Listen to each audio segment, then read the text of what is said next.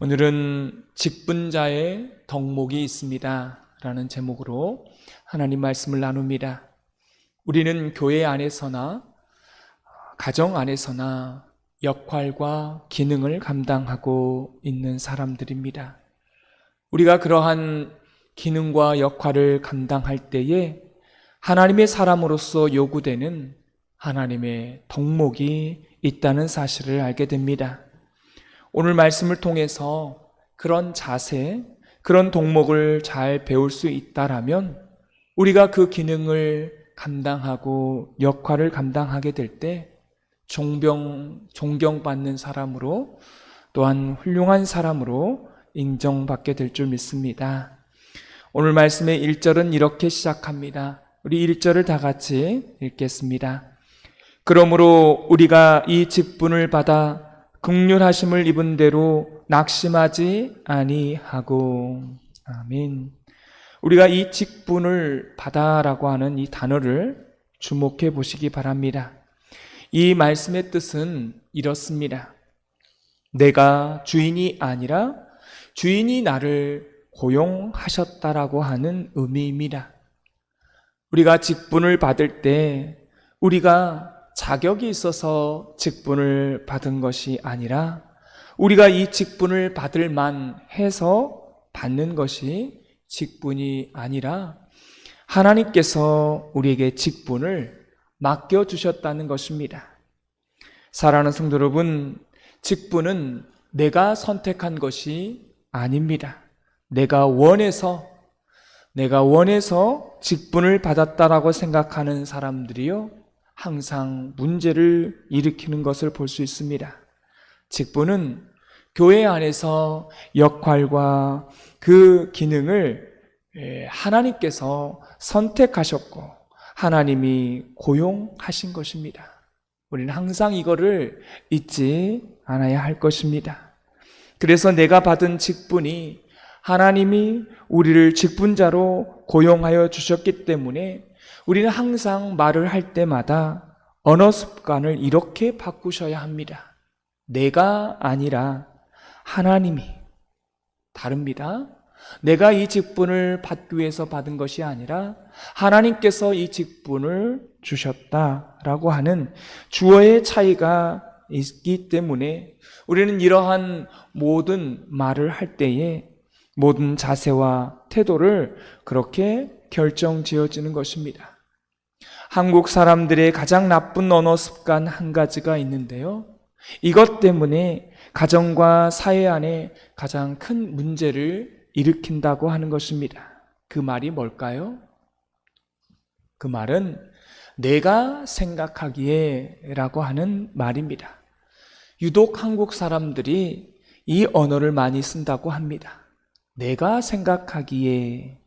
이 말을 달고 다니는 사람은요, 사실 직장 생활을 하는 사람은 직장 생활하기 참 힘듭니다. 사회생활하기가 참 어려워요. 관계를 맺는데 어렵습니다. 신앙도 마찬가지입니다. 성경도 그렇고 교회도 그렇습니다. 교회는요, 내가 생각하기에 이런 말을 하는 곳이 아닙니다. 내가 생각하기에. 그럼 우리는 어떻게 말을 해야 할까요? 항상 우리는 주님이 생각하시기에, 주님이 원하신다면 이라고 주어를 바꾸셔야 하는 것입니다. 그래서 오늘 성경은 5절에 결론적으로 말을 하고 있습니다. 우리를 전파해서는 안 된다는 것입니다. 그리고 예수님이 나의 주 되심과 내가 주님의 종됨을 전파해야 된다는 것입니다. 여러분, 여기서 5절의 말씀을 우리가 한 번 더 읽어보도록 하겠습니다. 5절 말씀입니다. 우리는 우리를 전파하는 것이 아니라 오직 그리스도 예수의 주 되신 것과 또 예수를 위하여 우리가 너희의 종된 것을 전파함이라. 아멘. 여러분, 주 되신이라고 하는 단어를 또 주목해 보십시오. 이 단어는 주는 주인의 약자입니다. 주인은 뭐의 약자인 줄 아십니까? 주인은 주인님의 약자입니다. 그래서 우리가 주님 이렇게 부르는 것보다 우리 예수님을 이렇게 부르면 어떨까요? 주인님. 네, 다르죠? 느낌이 완전히 다릅니다. 예수님은 나의 주인님이십니다. 할렐루야. 우리는 주님의 종이에요. 사실 종도 과분하죠. 종놈입니다. 종놈. 사랑하는 성도 여러분, 우리가 예수님을, 하나님을 나의 주인님, 나의 주인님이라고, 주님은 나의 주인님이시고 우리는 종놈입니다. 저는 종놈입니다. 라고 하는 이 생각을 갖는다라면, 이러한 믿음의 확신을 갖는다라면 우리는 교만할 수 없는 것입니다. 그리고 교회 안에서 자기 자신을 드러내는 일이 없을 것입니다. 그런 마음의 자세라면 근사한 직분자가 되고 가정 안에서는 좋은 부모가 될 것입니다. 그럼 오늘 말씀 가운데 이것이 직분자의 기본 자세라면, 그러면 직분을 맡은 자의 기본적인 속성이 무엇일까요? 오늘 성경 1절은 이렇게 말씀합니다. 낙심하지 아니하고. 직분을 받은 사람들은 낙심을 하지 아니하고, 이 말입니다. 여러분, 이 단어를 또한 주의해 보십시오. 하나님의 일을 하는 사람은 자기 자신에 대하여 낙심하지 않는다는 것입니다. 하나님의 일을 하는 사람은 자기 자신에 대해서 낙심하지 않아요. 환경에 대해서 낙심하지 않습니다. 아무리 어렵고 힘들지라도 낙심하지 않는 거예요. 열매와 결과에 대해서 낙심하지 않습니다. 이게 중요합니다. 저도 한 주간을 지내다 보면 어떤 때는 낙심할 때가 있습니다. 그러다가 힘을 얻어요. 그러면서 또 낙심하게 됩니다. 그러면서 또 힘을 얻고요. 이런 일들을 반복하게 수없이 반복을 합니다. 왜 이렇게 제가 낙심하는 것일까요? 여러분들은 그렇지 않습니까? 살다 보면 낙심할 때가 있습니다. 어제도 친구가 저에게 전화를 한 거예요. 퇴근 시간에. 상사와 관계가 안 좋다는 것입니다. 낙심되는 일이죠. 서로 얼굴을 보면서 부대끼면서 일을 해야 되는데 관계가 나쁘면 얼마나 일하는 게 힘듭니까? 여러분, 왜 우리는 이렇게 살면서 낙심하는 것입니까? 중요한 것이 있습니다. 그것은 열매와 결과를 내가 책임지려 들기 때문에 낙심한다는 것입니다. 이걸 보면 우리 신앙생활에 있어서, 우리 신앙인에 있어서 아주 좋은 태도와 덕목이 있는데요. 성경은 우리에게 분명히 말해주고 있습니다. 나는 씨를 뿌렸고 아볼로는 물을 주었고 열매는 누가 거두시는 거예요? 하나님께서 거두신다라고 말씀합니다. 성경은 분명하게 말씀하고 있어요. 우리의 역할은 내가 주어진 역할과 기능을 하나님 앞에 부끄러움 없이 진실하게 최선을 다해서 정직하게 감당하면 되는 것입니다. 그리고 그 결과는 하나님께 맡기는 것입니다. 하나님이 하신다라고 분명히 말씀하셨어요. 여러분 믿으십니까? 이 말씀이요, 저에게는 힘이 되고 용기가 되어서 낙심에서 빠져나올 수 있었던 것입니다. 낙심하는 사람의 특성 중 하나가 또 어떤 결과를 나의 당대에서, 내 당대에서 이걸 내가 봐야 되겠다고 하는 사람들이 있기 때문에 낙심하게 되는 것입니다. 그거요, 교만한 겁니다. 내 당대가 안 되면요, 내 후대에 할 수 있는 것입니다. 전두환 씨의 손자가 5.18에 대해서 사죄하기 위해서 지금 광주에 있습니다. 전두환 씨는 살아생전에 한 번도 5.18에 대해서 사죄하지 않고 그렇게 죽었어요. 그런데 그 사죄를 누가 대신하고 있는 겁니까? 손주가 하고 있는 것입니다. 이렇게 될 줄 아무도 몰랐죠. 사죄하는 사람이 한 사람도 지금까지 없었습니다. 그래서 이 5.18 유족들이나 이 광주 시민들은 한이 되고 억울하고 분노했죠. 그런데 세월이 흐르니까 이런 일도 생기는 것을 보게 되면서 짧게 보지 말고 길게 봐야 되겠다는 그런 생각을 제 개인적으로 해보았습니다. 우리는 하나님 앞에 내가 맡겨진 기능과 역할을요, 신실하게, 진실하게 감당하고 있으면 하나님의 때가 되면 하나님께서 역사하시고 하나님께서 열매 맺게 하신다는 것입니다. 지금은 되는 일이 없는 것 같지만 주어진 일에 최선을 다해서 성실하게 하면 하나님께서 우리 교회 가운데에도 흥왕케 하여 주시고 또한 역할이 끝나면 쇠퇴시키시고 그 다음 교회를 일으키시고 이런 일들이 우리 교회 안에도 있게 된다라는 것입니다. 그래서 이런 여유를 가지고 하나님께 맡기는 저와 여러분이 되시기를 소망합니다. 여러분 가정도 마찬가지입니다. 그래야 낙심하지 않고 하나님의 일들을 끝까지 감당하게 되는 것입니다. 오늘 성경 또한 2절은 말합니다. 2절 말씀에 이에 숨은 부끄러움의 일을 버리고 라고 하는 말씀이 나옵니다. 이 말씀의 원뜻은 이렇습니다. 직분자는 자기의 직분과 복음을 부끄러워하지 말라는 것입니다. 숨기지 말고 드러내라고 하는 말입니다. 이단과 기존 교인의 분별법이 있어요. 자기가 다니는 교회 이름을 분명하게 대는 사람은 이단이 아닙니다. 그런데 이단은요, 자기 교회가 어떤 교회인지를 분명하게 말하지 않아요. 뭔가가 있기 때문에 감추는 거잖아요. 문제가 있기 때문에 당당하게 말을 못하는 것입니다.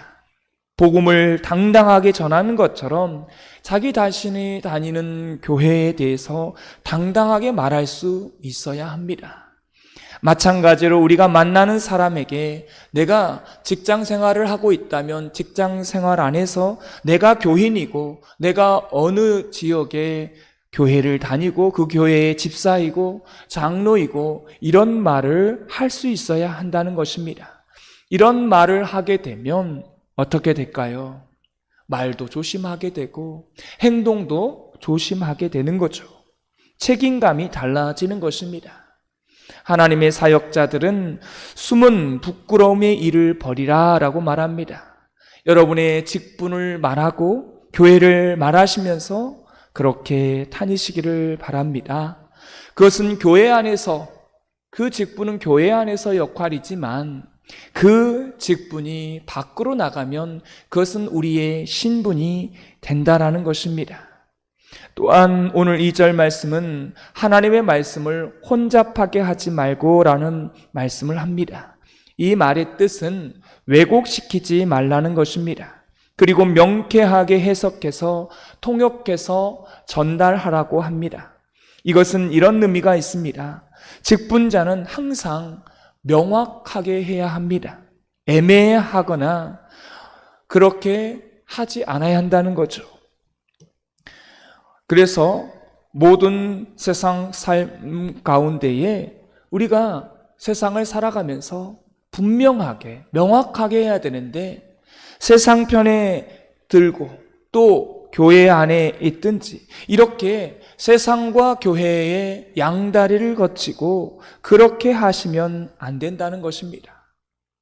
그래서 직분자는 항상 자기의 신앙의 색깔을 명쾌하게 밝혀야 합니다. 또한 오늘 성경은 우리에게 말합니다. 우리 3절 말씀을 다 같이 다시 읽겠습니다. 시작. 만일 우리의 복음이 가리였으면 망하는 자들에게 가려진 것이 아니라 여기에서 주는 하나님의 말씀이 있습니다. 주는 하나님의 말씀이 있는데요. 이것은 복음의 심판성이 있다는 것입니다. 우리가 사람들에게 복음을 전하지 않겠습니까? 그럼 그 사람들이 복음을 듣죠.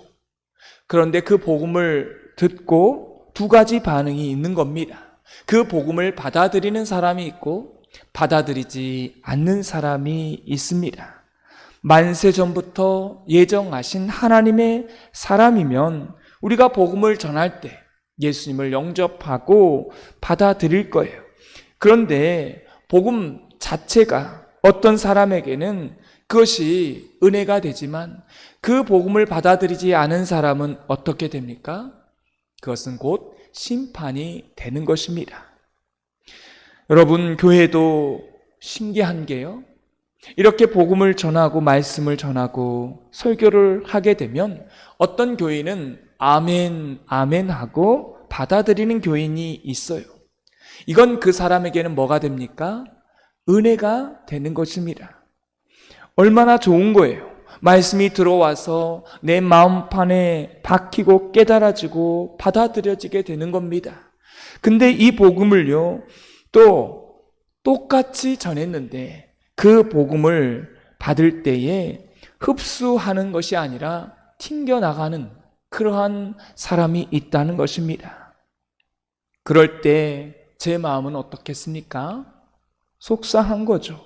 분명히 하나님의 말씀을 전했는데, 선포했는데 저분이 말씀을 받아들이지 않게 되면 그 복음이 어떻게 되는 것입니까? 그 복음은요, 그 사람에게 은혜가 안 되기 때문에 그런 것이죠. 여러분, 복음을 똑같이, 설교를 똑같이 했어도 그것이 막히는 사람, 그런 것을 볼 때 제가 그 마음 가운데에 상심이 된다는 것이죠. 그런데 하나님께서 말씀해 주십니다. 염려하지 말라. 복음이라는 것은 받아들이는 자에게는 은혜가 되지만 그걸 받아들이지 않는 자에게는 심판이 된다는 것입니다. 그건 너의 영역이 아니다. 너는 진실하게 선포만 하면 된다. 씨앗을 뿌리고 물 주는 것은 네가 하지만 열매를 거두게 하시는 분은 하나님이시다라고 하는 사실을 하나님께서 저에게 알려주셨습니다. 그래서 저는 자유하게 되었어요. 저는 말씀을 전하면 은혜를 받으면 아멘 하지만 그걸 받아들이지 않는 사람은 그 사람에게는요, 하나님이 또한 열매를 맺게 해주신다는 것입니다. 말씀을 맺습니다. 사랑하는 성도 여러분, 여러분의 결과와 열매를, 여러분이 그 결과와 열매를 책임지려 드는 사람을 생각을 버리십시오. 그것은 교만한 것입니다. 성경 어디에도 여러분들이 다 책임을 지라고 말하지 않습니다. 그냥 신실하게 나에게 주어진 역할과 기능을 감당하면 됩니다. 신실함을 가지고 맡겨진 일을 하면 됩니다. 주님이 나의 주인님이시고 저는 종놈입니다. 여러분, 가정도 마찬가지입니다. 내가 네 애비이다, 내가 남편인데 이렇게 말하는 순간에 그 가정은요, 갈등을 하게 되는 겁니다. 그렇게 말하지 마시고 이 가정의 주인님은 하나님이시고 나는 종놈입니다 라고 고백하면 여러분의 가정이 확실히 좋아질 것이며 이게 하나님의 직분자의 덕목인 줄 믿습니다. 오늘 말씀의 느낌과 깨달은 점을 한 가지씩 적어보시고 말씀대로 살게 해달라고 기도하는 시간 갖겠습니다. 하나님 아버지, 오늘 하루를 살게 하여 주시니 감사합니다. 무슨 일을 하든 주님이 주어가 되게 하시고 주님이 생각하시기에 주님이 그 뜻을 구하고 주님이 원하시는 그 일을 우리가 늘 생각하게 하여 주옵소서.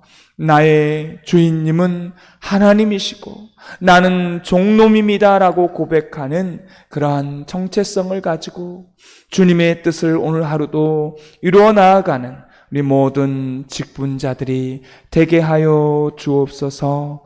예수님의 이름으로 기도드리옵나이다. 아멘.